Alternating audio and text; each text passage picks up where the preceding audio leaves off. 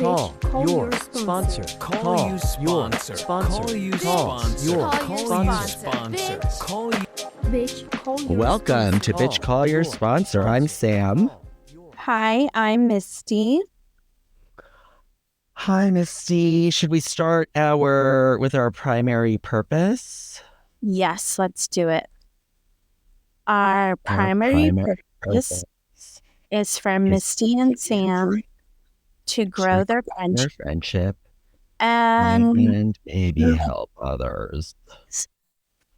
Okay, so it's a toss-up. I was so torn. I wanted to talk about amends repair, which I am actually going to do, and we're going to do that on another thing. I'm putting a pause.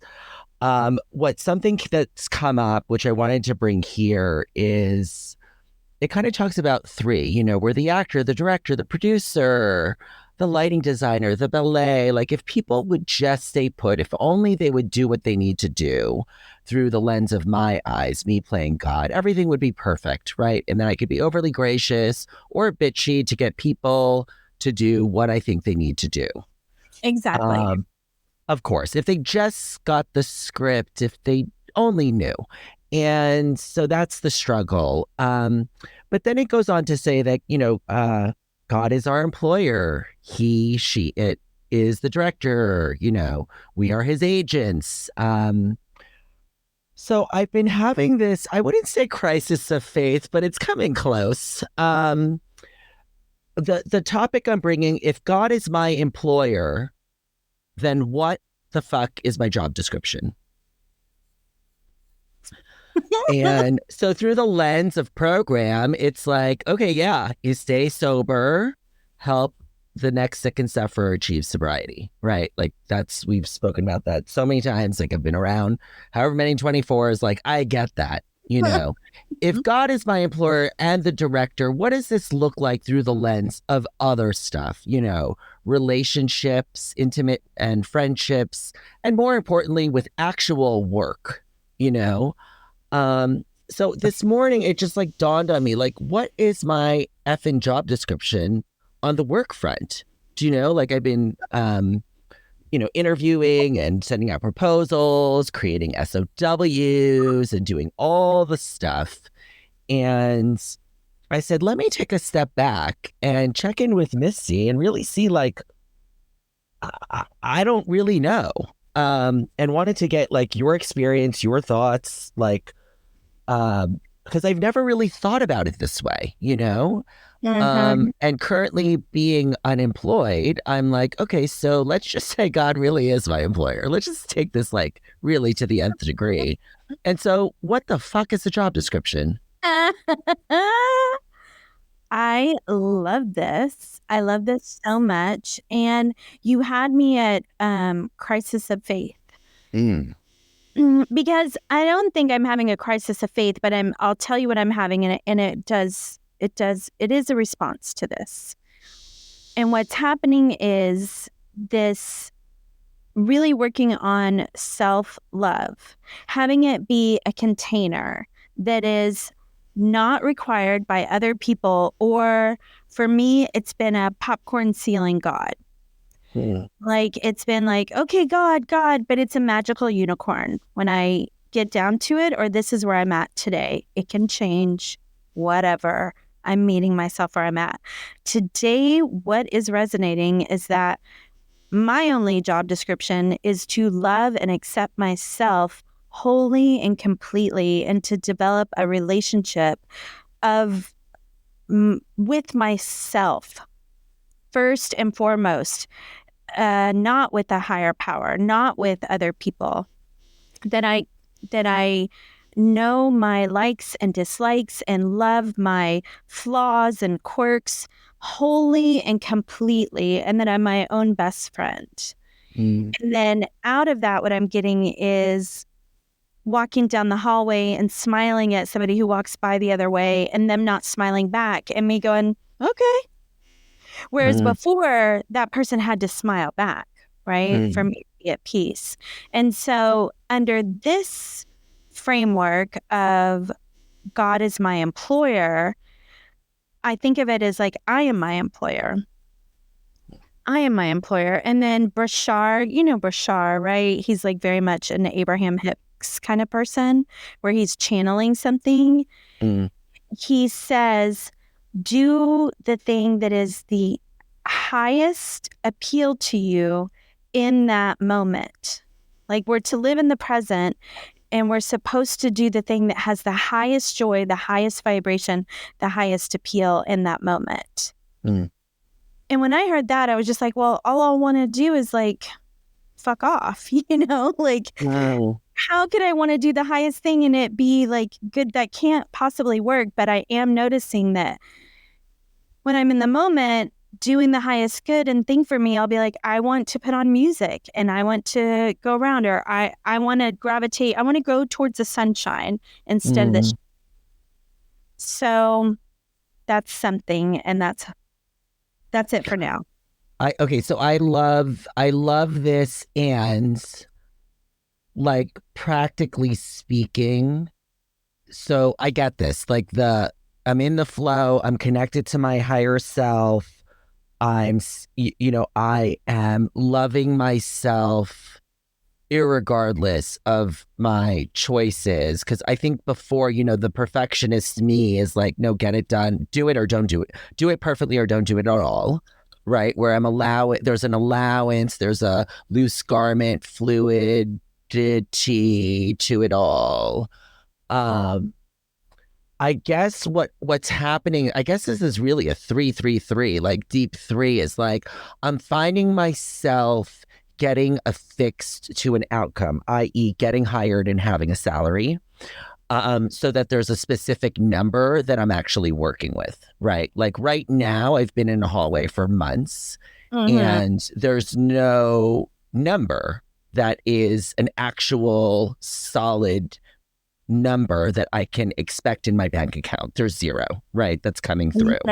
And so I'm finding myself in the hallway, in the tumbler, as we have called it, where I'm like, okay, next thing, like in my flow, where am I, and taking specific actions, i.e. interviewing, sending out a resume, following up, like those basic things, like, okay, we're working towards something, but I'm finding myself like, what the fuck? Like,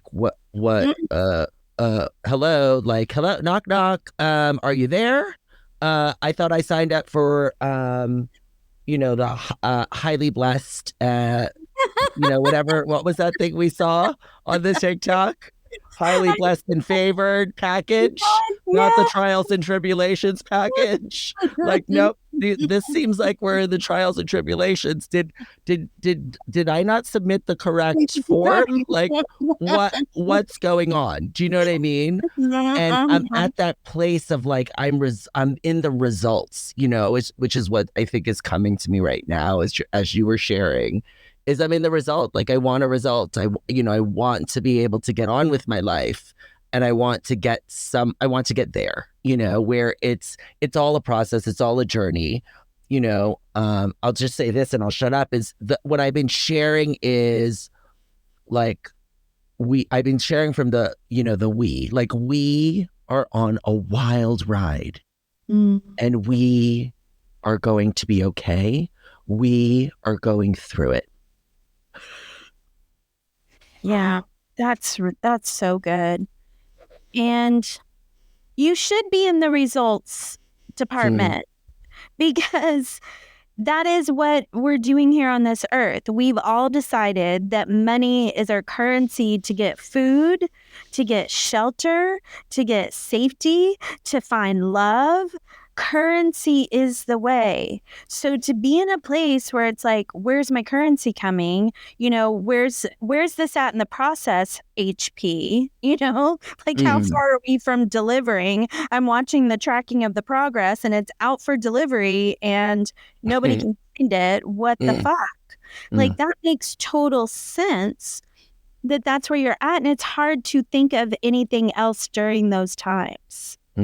right? Like it's hard to think of anything else but the outcome, but the result. And I personally would never be the one to tell you to think of anything differently. You know, I mean, I think for me, when I've been in these moments and I have been here, right? Like I'm an only child with one mom who passed away. There's no trust fund. There's no daddy. There's no husband. I've been here where I'm like, I guess I'm going to fall. And that's when it happens. As I go, I guess this is where we're falling. I guess this is where you don't give me the outcome. I guess this is where it all ends.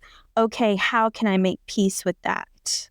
You know those Stoics, those people? Yeah. I was reading something, I think it was today. I don't know. I think it's one of those people, like, you know, on social, someone will just like a bunch of things that you just need to look at them. And they were talking, I think, about Napoleon Hill, the Think and Grow Rich, and that it's everyone has failed. And the difference between the people that succeed and the people that don't succeed is that they quit. And so I think like that's what's coming to me. That was my message this morning. As I was like doing my business in the bathroom scrolling, and I was like, I'm like, okay, so yeah, okay, that's consistent with program, like take the next right action. I heard take the next action right, or do the next right action, do the next action right, which I don't know how I feel about that, but yeah. So, and then I guess I'm left with my mind, right? Which is obsession du jour. And this is the obsession. Obsessing, well, when is this going to happen? I thought it was last week. It looked kind of like it was, you know, it's still not there, you know, and it's just as I stay in the hallway in the Tumblr, it just, the longer I'm there, it just, my level of uncomfortability just kind of increases because it seems like there is no progress and actually nothing's happening. Yeah. Right.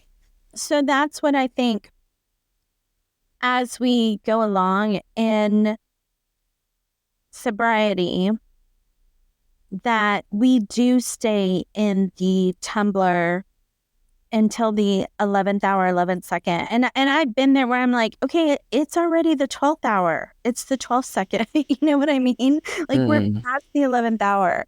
But it is for me only when I finally let go of it working out that a different something, and then I would be like, I think I've let go. I was just talking to a friend about this earlier where she was saying something about, you know, you let go of a relationship and you're like, okay, I've let it go, and you're crying and you're sad. And then you're like, wait, I really let go, and you're bawling and you can't drive. And then you're like, oh, I'm on the floor in the fetal position.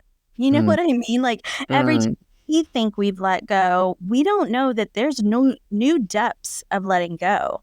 And we just don't get to be the arbiters of when that stops. And if we're still trying to have control, it's going to keep going until we cry uncle.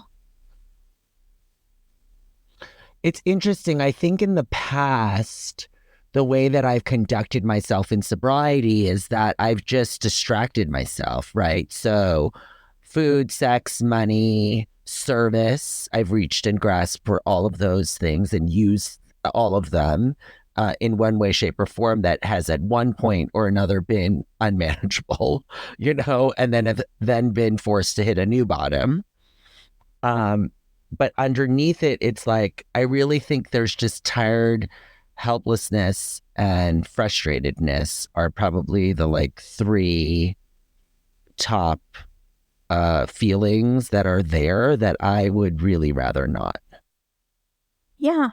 And I feel like everything we would rather not comes, especially as we grow in sobriety. I remember telling a friend of mine I'm with my husband as long as he never cheats, lies, and stays sober. And she said, Never. oh, so you've just told the universe that you would like him to lie, cheat, and not stay sober because that's what you'd like to have to grow. Call your sponsor. Call you sponsor. Call you sponsor. Your Call you sponsor. sponsor. Call you.